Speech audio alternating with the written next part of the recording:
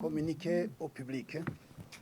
La Banque de la République du Burundi, BRB en sigle, porte à la connaissance du public en général et des clients du secteur bancaire en particulier qu'un système automatisé de traitement des chèques en compensation est opérationnel depuis le 10 septembre 2021.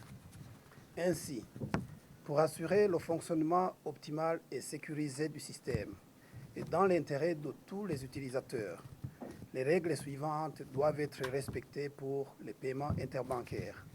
1. Utiliser obligatoirement les chèques normalisés qui sont disponibles auprès des banques commerciales et de la Régie nationale des postes. 2.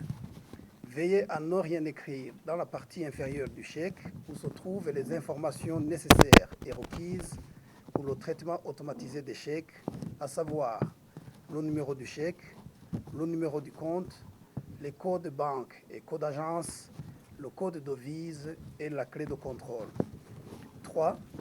Veillez à ne pas dépasser un montant de 15 millions de francs Burundi sur un chèque à traiter en compensation automatisée. 4. Et dernier, utilisez les ordres de virement quand le montant à tirer est supérieur à 15 millions de francs Burundi. Je vous remercie. Donc, merci beaucoup pour les deux questions. En fait, le système a été mis en place grâce au concours et à la participation active de tous les intervenants dans le secteur bancaire, à savoir la Banque de la République du Burundi, Banque centrale, en tant que promoteur du système, mais également la participation des intervenants privilégiés comme les banques commerciales et la Régie nationale des postes. Alors, ce système a été mis en place en poursuivant des objectifs de conformité aux normes, aux standards et aux bonnes pratiques en la matière, comme cela se fait dans le monde entier. Ça a été fait et le système a été développé pour sécuriser davantage le système de traitement automatisé des chèques, mais également d'autres moyens de paiement, en se conformant à la sécurité du système, à la rapidité du système, en sécurisant davantage les transactions de paiement qui passent par le système et en sécurisant davantage également les intérêts des utilisateurs de ce système. Il faut également savoir que l'objectif principal de la mise en place de ce système était de réduire drastiquement, de manière substantielle, le temps de traitement, de paiement et de règlement des opérations de paiement qui passent par le système de compensation. Hier et même depuis la création de la banque, le temps qui était imparti pour le paiement et le règlement des transactions de paiement qui passent par le chèque était environ de 3 à 5 jours. Aujourd'hui, ce temps de règlement des paiements par chèque à travers le système de paiement est de seulement 1 jour. Le même jour où vous déposez votre chèque dans votre banque, ce même jour, le chèque est réglé et impacte directement votre compte dans votre banque. Donc, vous voyez que bien la réduction du temps substantiel qui passe de 3 à 5 jours à seulement moins d'une journée est une plus-value qu'il faut saluer dans ce secteur. Merci.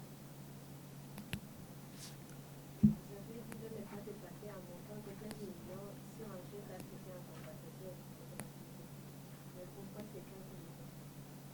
Ok, merci beaucoup pour la question. En fait, dans l'utilisation des systèmes de paiement et surtout des paiements de détail, il y a ce qu'on appelle les plafonds en compensation. Ça veut dire quoi? Ça veut dire que pour sécuriser davantage les opérations dans le système, et comme vous le savez probablement, la compensation ou les opérations de traitement de paiement en compensation sont réglées de manière différée. Ça veut dire que les chèques qui ont été remis en compensation dès le début de la journée vont certainement être réglés à la clôture de la compensation. C'est aujourd'hui vers la fin de la journée, vers 15h, vers 16h. Oh, il se fait que quand vous transférez des opérations de paiement qui peuvent, disons, renfermer des montants assez importants, ces montants, ça peut être de l'ordre des milliards, dès le moment où il y a le règlement des soldes en compensation, parce qu'on règle les soldes nets multilatéraux. Ça veut dire qu'une banque peut se retrouver avec beaucoup de fonds des milliards au niveau de son solde, alors que le solde n'est pas disponible sur la provision de son compte. C'est pourquoi on fait de manière à ce que les opérations qui passent en compensation soient des montants qui sont jugés de détail avec un plafond. Pour les opérations qui dépassent ce montant de plafond, vous utilisez les virements et ces virements sont davantage mieux sécurisés parce que quand ils passent dans le système, ils sont réglés à la seconde même ou ils sont introduits dans le système. Vous posez la question de savoir pourquoi un montant de 15 millions. Ce montant de 15 millions n'a pas été pris au hasard.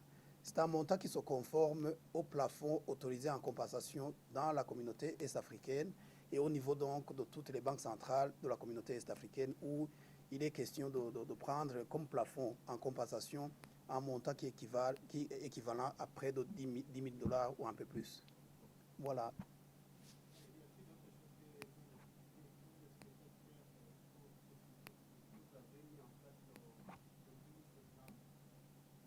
Ok.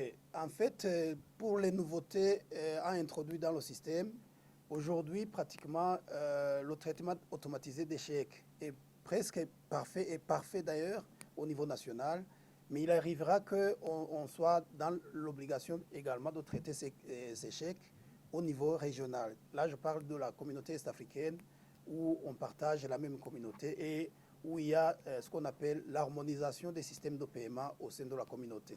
Alors, le jour où on va atteindre la monnaie unique, et c'est prévu en 2024, ce système pourra être mis à jour pour que les chèques soient également échangés au niveau de la communauté, en passant par le système qui aura été mis à jour pour intégrer les banques centrales de toute la communauté est-africaine. Donc, si on comprend bien, c'est donc les sociétés ou les maisons, les organisations qui doivent payer les gens par chèque. Ils doivent se munir nécessairement ils doivent entrer dans le système pour faciliter la tâche à leurs clients, Oui. faciliter les paiements. En fait, tous les utilisateurs de ces chèques sont des clients des banques commerciales et même de la Banque de la République du Burundi et de la Régie nationale des postes. Donc ça veut dire que ces chèques qui sont déjà normalisés, comme je vous l'ai dit, quand vous voyez la partie inférieure du chèque où se trouvent les informations qui sont capturées automatiquement et de manière électronique, ces chèques sont disponibles au sein de toutes les banques commerciales et de la Régie nationale des postes. Donc ça veut dire que toute organisation, tout particulier qui dispose d'un compte dans une banque ou à la poste devra se munir de ces chèques normalisés. S'il y en a des clients qui n'ont pas encore de chèques normalisés, il faut qu'ils s'adressent directement à leur banquier ou à leur poste, s'ils ont des comptes à la poste, pour qu'ils demandent ces chèques normalisés qui, seuls, peuvent être traités de manière automatique. Donc les anciens chèques qui ne sont pas normalisés ne peuvent plus passer dans le système de traitement automatisé. Et ça a été pratiquement communiqué à toutes les banques commerciales qui, cette fois-ci, s'adressent également à leurs clients. Et c'est l'occasion d'ailleurs pour le moment pour renforcer davantage le message qui a été communiqué par les banques commerciales, par la poste, aux clients de ces banques et au public en général. Voilà l'objet en fait de ce message.